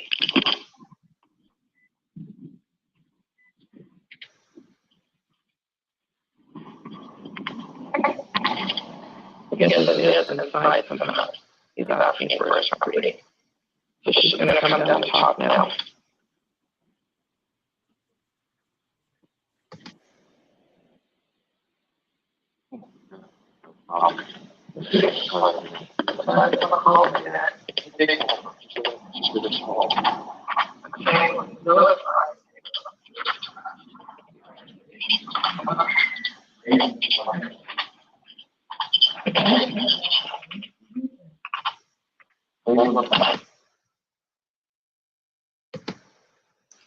Okay, I'm going to stop it. It has like 6 more minutes, but we don't actually wind up seeing her or talking to her.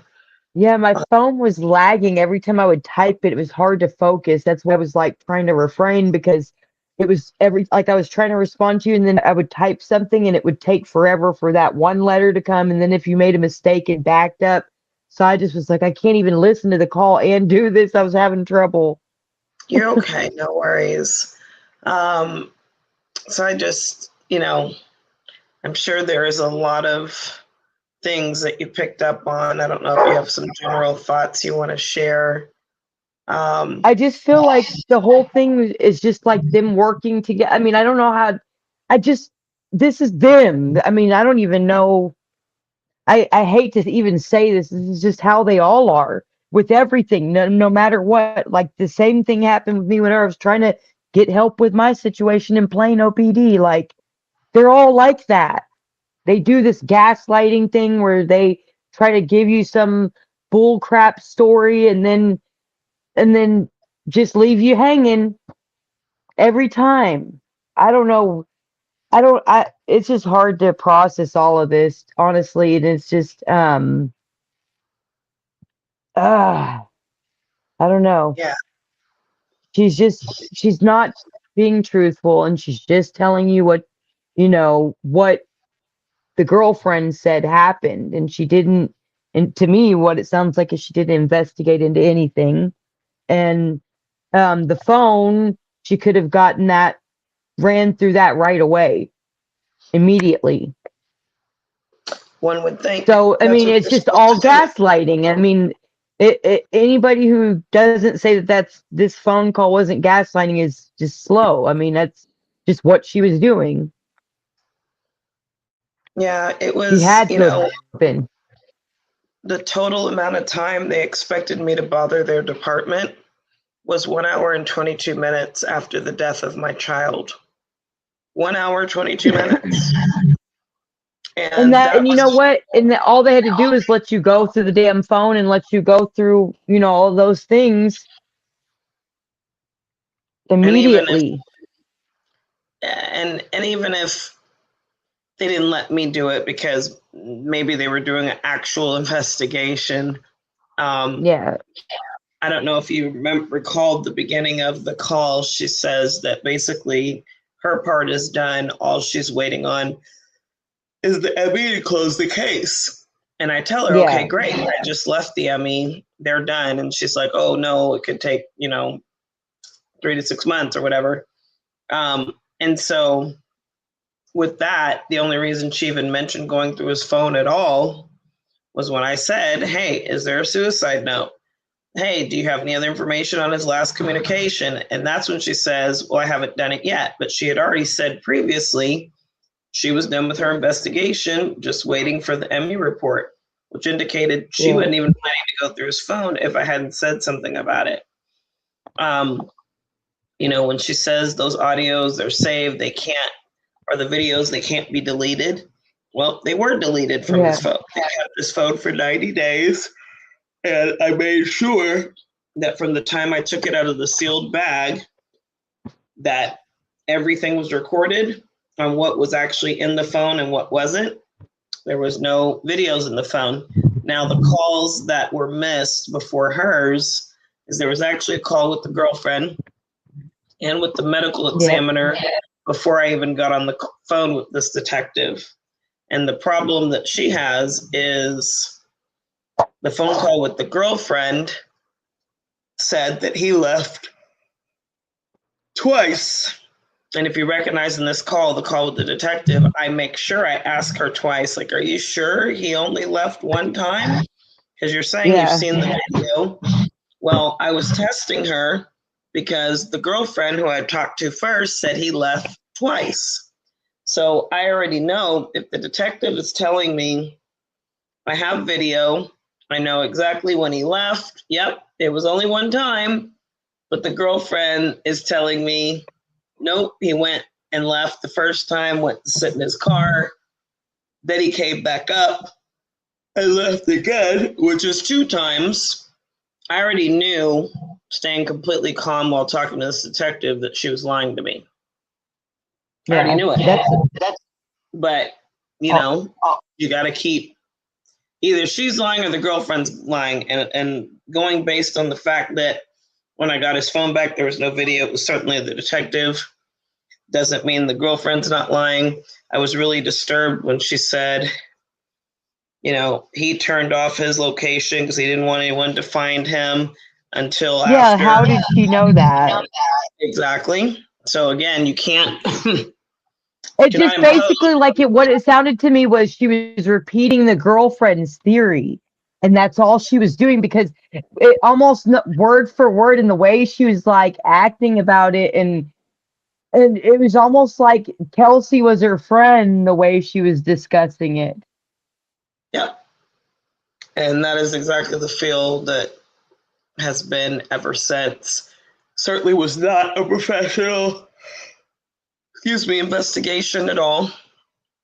And again, as you can hear, why is mom asking so many questions? It's, basically open and shut. And so, this was, but I wanted you to be able to hear the part where the first detective or the lieutenant says he was hanging and something went all the way around his neck and he had to be cut down. To her but she saying, said there was no ligature mark, though. Which that's not even true, because he does actually have a ligature mark on the right side. So, but why would she say that shit? I don't know. Because like you said, it sounds like she's making it up as she goes along. Because the lieutenant can't say he had a string that wrapped all the way around his neck. And he had to be cut down. And another one saying, nope, all he did was apply pressure. There's no ligature mark, nothing to see here. Again, somebody's lying. And they're in the same police department. And the lieutenant is her boss. She's the subordinate. And neither one of them seem to have the same story. And so this is the problem where I just needed people to hear it. And Haley Shaney, this happened to Haley Shaney too. well, it wasn't a hanging, but this happens often actually, where they use suicide to cover for a murder. Correct. Are you there? Am I Yes. lagging? No. Yeah, my internet's really crap tonight, and I'm just. I can I'm hear sorry. you. Can you hear me? Yeah, I can Can hear you hear me? too.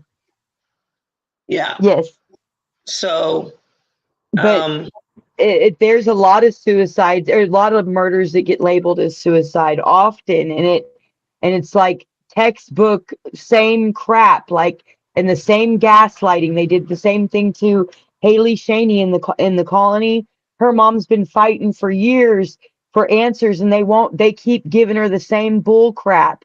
And there's so much evidence that contradicts what they are saying, but they won't touch it. did you say the Colony? Yes. Her Okay. story's on my Facebook. It's Haley Shaney. She had a boyfriend that was really abusive, would text things like "I'll kill you" and things of that nature, And then all of a sudden, she gets a gunshot wound to the head. But there's a weird ring cam video that.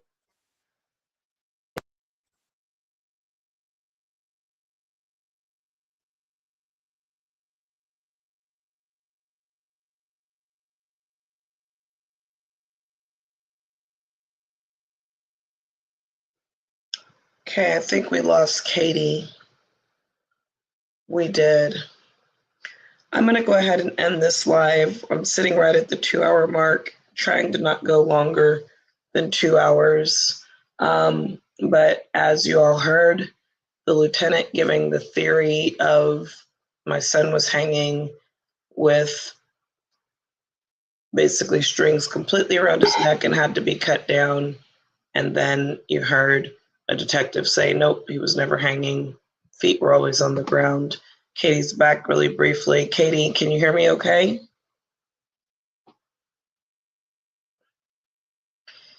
I see you now, but you're glitching. I'm going to go ahead and stop this live, I think, just so we don't go too much over 2 hours. And then I'm going to see if we're able to come back in tonight to finish. Let me see what I've got going on here. Hold on one second. Okay. Testing something that is a...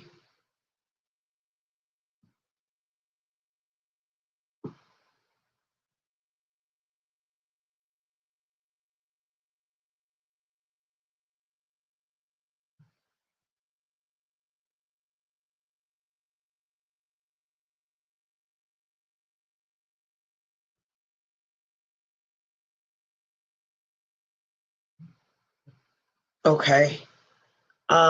Katie, can you hear me? Okay, I'm not sure what's happening on your end, but thank you so much for joining me to go through these two diametrically opposed Stillwater Police Department lieutenant and detective audios about how my son passed. And as you see, again, the most that I really was supposed to ask anyone any questions in light of the death of my son is 1 hour, 22 minutes. We'll come back next time with audios from the girlfriend, the Oklahoma City medical examiner, and from the mother of the ex-girlfriend. Thanks for tuning in. I will continue as Joshua's voice until truth, transparency, and justice. Have a good evening.